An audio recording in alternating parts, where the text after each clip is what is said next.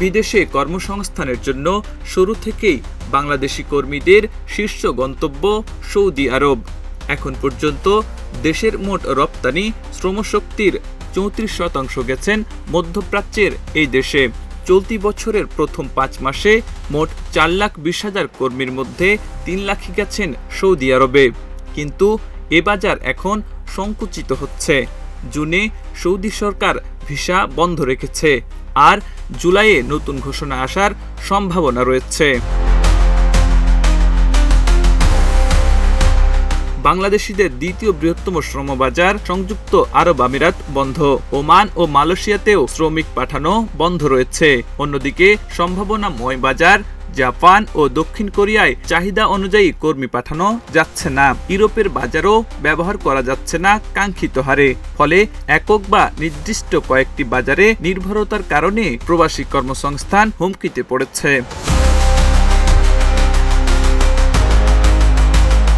বাংলাদেশ জনশক্তি কর্মসংস্থান ও প্রশিক্ষণ ব্যুরো জানিয়েছে 2022 সালে প্রবাসে গেছেন 11 লাখ কর্মী। 2023 সালে তা বেড়ে দাঁড়ায় 13 লাখে, কিন্তু 24 সালে এই সংখ্যা আবার কমে দাঁড়িয়েছে 10 লাখে। বাজার সংকোচনের ধারা স্পষ্ট।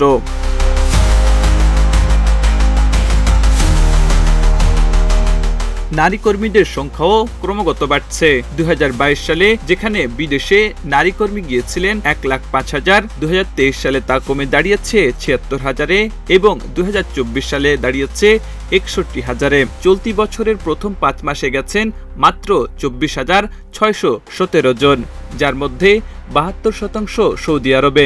নারী শ্রমিকদের উপর নির্যাতনের অভিযোগ, আয় কম, নিরাপত্তাহীনতা এবং সরকারি সহায়তার অভাব এই পতনের মূল কারণ।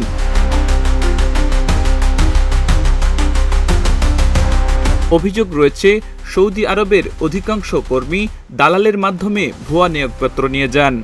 এতে কেউ কেউ চাকরি না পেয়ে বেকার হয়ে পড়েন। আর নারী কর্মীদের মধ্যে যৌন নিপীড়ন, নির্যাতন ও নিঃসঙ্গতার অভিযোগ বেশি থাকায় আগ্রহ কমছে। মধ্যপ্রাচ্যের দেশগুলো এখন আফ্রিকার দেশগুলো থেকে নারী কর্মী নিচ্ছে। বিশ্লেষকরা বলছেন, বারবার একই ভুল করছে সরকার।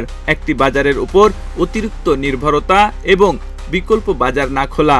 সরকার এই খাতে বরাদ্দ কমিয়েছে এবং সম্ভাব্য নতুন বাজারগুলোকে কাজে লাগাতে ব্যর্থ হয়েছে।